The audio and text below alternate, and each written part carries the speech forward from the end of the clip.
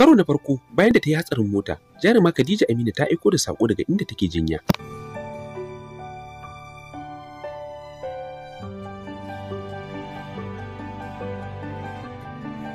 Idan ba ku manta ba a satin da ya gabata muka kawo muku labarin jarumin fim ɗin Hafiz mai suna Khadija Aminu Kyari da ta yi hatsarin mota a hanyar Katsina. Bayan sun dawo daga wajen wani biki tare da 'yan gidansu da ƙawayenta daga ƙasar Nijar.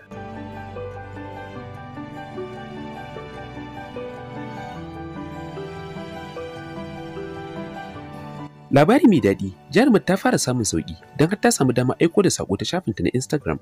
Akasin da koyar ba ta iya taɓawa, ko da an kira ta sai dai mamanta ta ɗauka sakamakon rauni da ta ji har aka yi mata ɗinki a bakinta da hancinta da sauran wasu sassa na jikinta.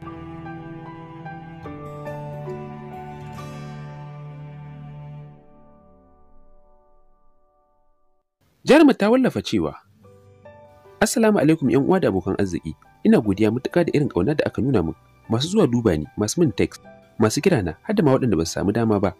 Ina godiya ga Allah sosai, alhamdulillah na samu sauƙi sosai. Allah Ubangiji ya ƙara mana lafiya baki ɗaya. Na gode sosai 'yan uwa.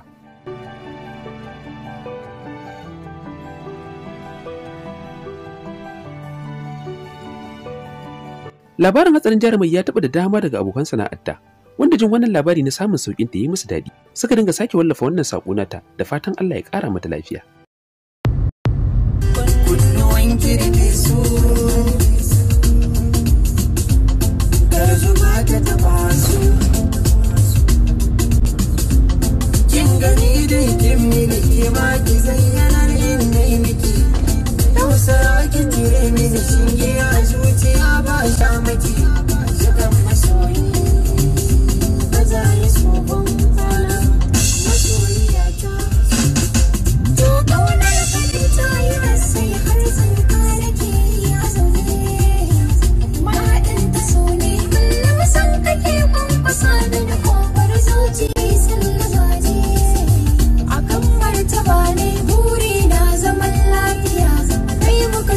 Mai